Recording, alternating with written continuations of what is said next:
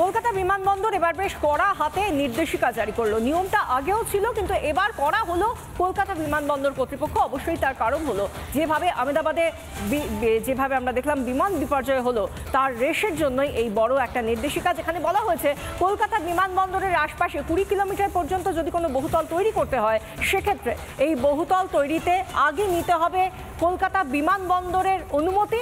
তারপর পুরসভা পাস হলো কি হলো না সেটা পরের কথা। আগে যেটা হতো, পুরসভা যদি অনুমতি দিয়ে দেয় তাহলে হয়ে যাবে, এবং খাতায় কলমে শুধুমাত্র ছিল যে কলকাতা বিমানবন্দর থেকে নিতে হবে এই পারমিশন বা অনুমতি। কিন্তু এবার সেটাই প্রাথমিক বিষয় হয়ে দাঁড়ালো যে আগে এয়ারপোর্ট কর্তৃপক্ষ বা কলকাতা বিমানবন্দর কর্তৃপক্ষ আগে অনুমতি দেবে বহুতলটিকে বানানোর জন্য, এবং তারপর পুরসভা দিল কি দিল না সেটা একেবারে দ্বিতীয় বিষয় বা সেকেন্ডারি বিষয়। এবং ইতিমধ্যেই আমরা জানি যে যশোর রোড লাগোয়া, অর্থাৎ যেভাবে বিভিন্ন জায়গায় 20 কিলোমিটারের মধ্যে যে যে জায়গাগুলো পড়ে কলকাতা বিমানবন্দরের আশপাশে, সেই সমস্ত জায়গায় বহুতল তো রয়েছে, কোনোটা নির্মীয়মান, কোনোটা তৈরি হয়ে গিয়েছে, সেখানে মানুষের বাস রয়েছে, এমনকি বেশ কিছু এমন বিলবোর্ডও রয়েছে যেগুলো এমন উচ্চতায় রয়েছে সেই জায়গা থেকে রীতিমতো অসুবিধায় পড়তে পারে এই বিমানগুলো যখন টেক অফ করে। সেই জায়গা থেকে কি কি নিয়ম এবং কি বলা হয়েছে এই নির্দেশিকায় দেখুন।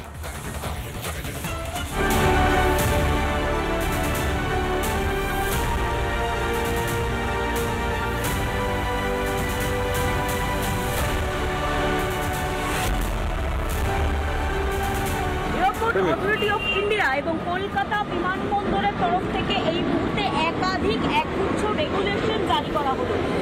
এয়ারপোর্ট অঞ্চলে 20 কিলোমিটারের মধ্যে যে সমস্ত বহুতল রয়েছে সেই বহুতলগুলোর নিয়ন্ত্রণ করা হবে, বহুতলগুলোর উচ্চতা নিয়ন্ত্রণ করা হবে। এখানে 21 বছর এইভাবে আছি, কিন্তু ওই আমরা আতঙ্কে আছি একটু। এখানে এয়ারপোর্টে যতই একটা সামনে ভয়াবহ এরকম একটা ঘটনা হলো।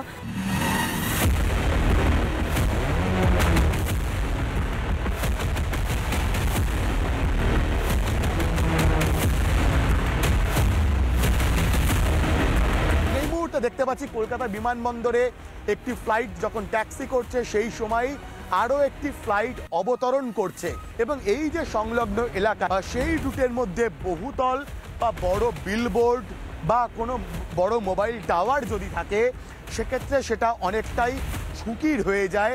এখন যতটা যা সেভ করা যায়, যে কিছু রুলস অ্যান্ড রেগুলেশন মেনটেন করে আমরা ফ্লাইং করব, কিন্তু এন্ড অফ দ্য ডে তোমাকে এই ডিসিশন নিতেই হবে, এয়ারপোর্ট এখান থেকে শিফট করতে হবে।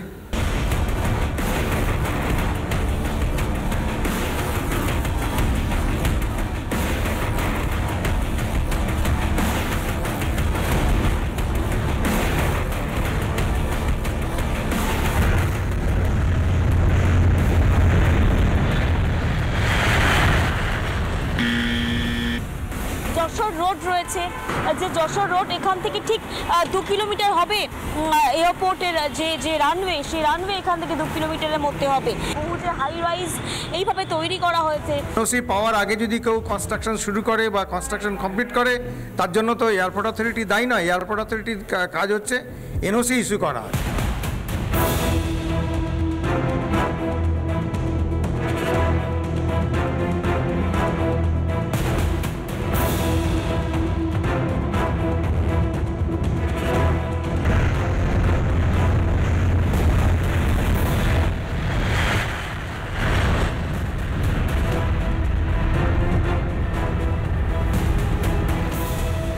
যশোর রোড, আর এই যশোর রোডের যে বাঁকড়া এলাকা, সেই বাঁকড়া এলাকাতেই রাস্তার ধারে এইভাবেই গজিয়ে উঠছে বহুতল। সেই এলাকাতে যশোর রোডের উপরে রয়েছে একাধিক বিলবোর্ড। উচ্চতার একটা ফ্যাক্টর আছে, তারপর একটা ভাইব্রেশনের ফ্যাক্টর আছে। যখন ল্যান্ডিং করবে তার সারাউন্ডিংসে যাতে বড় বড় অট্টালিকা বা বিল্ডিং না হয়, সেগুলো তো দেখা উচিত। যখন নামে এখন মনে হচ্ছে না লেগে যাবে বড় বড় প্লেন নামে, হ্যাঁ মনে হচ্ছে লেগে যাবে, মনে হচ্ছে। আমরা এখানে দাঁড়িয়ে দেখি তো ভয় লাগে। এবারে এই ঘটনার পর থেকে আমি আশা করব যে সমস্ত যারা স্টেক হোল্ডার যারা আছেন, তারা একটু আরও সচেতন হবেন। যারা ভায়োলেট করছে এই প্রসিডিওর, অর্থাৎ যে হাইট তাকে দেয়া হচ্ছে তার থেকে বেশি হাইটের বিল্ডিং বানাচ্ছে, সেগুলো নিয়ে তাদের বিরুদ্ধে অ্যাকশন নেওয়া হোক।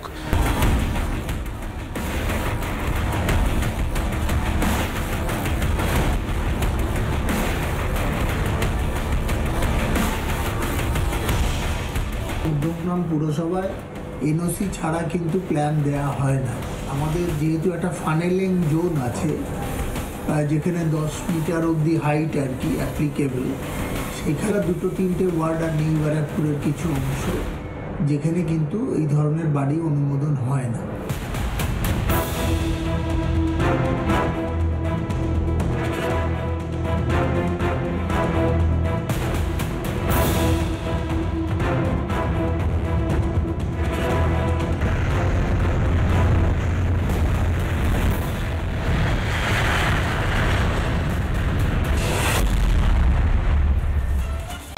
নানা ধরনের কন্টেন্ট দেখার জন্য লাইক করুন, শেয়ার করুন আমাদের ফেসবুক পেজ, সাবস্ক্রাইব করুন আমাদের ইউটিউব চ্যানেল।